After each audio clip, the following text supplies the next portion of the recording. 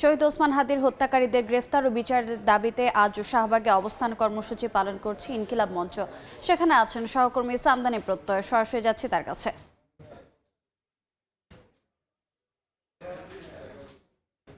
ওসমান হাদির হত্যাকারীদের গ্রেপ্তার ও বিচারের দাবিতে শাহবাগে অবস্থান কর্মসূচি শুরু করেছে ইনকিলাব মঞ্চের সদস্যরা।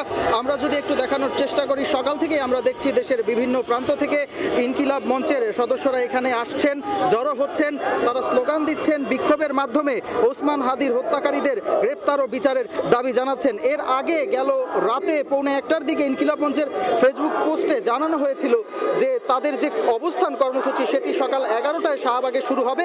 তবে আজ সকালবেলা ঢাকা মহানগর পুলিশের একটি সংবাদ সম্মেলন থাকার কারণে সেই সংবাদ সম্মেলনটি পর্যালোচনা করে এই কর্মসূচিটি পরিবর্তন করে বেলা 2টায় নিয়ে যাওয়া হয় এবং একই সঙ্গে তাদের পক্ষ থেকে বলা হয় যে ওসমান হাদির রক্তের সঙ্গে কোনো আপোষ করবে না ইনকিলাব মঞ্চ, এবং একই সঙ্গে যতক্ষণ না পর্যন্ত এই খুনের সঙ্গে যারা জড়িত তাদের জনসম্মুখে এনে শাস্তির ব্যবস্থা না করা হবে ততক্ষণ পর্যন্ত তারা তাদের কর্মসূচি চালিয়ে যাবেন। একই সঙ্গে আজ কিন্তু তারা তাদের এই কর্মসূচির পাশাপাশি আজ বেলা 2টা থেকে সারা দেশের বিভাগীয় শহরগুলোতে সর্বাত্মক অবরোধ পালনের ঘোষণা দিয়েছে।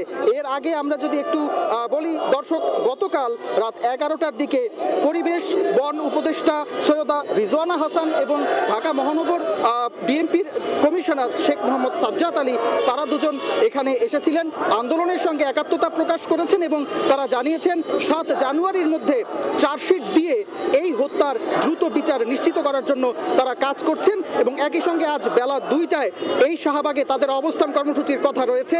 এই ছিল শাহবাগ থেকে আমার কাছে সবশেষ। সরাসরি যুক্ত ছিলাম শাহবাগে।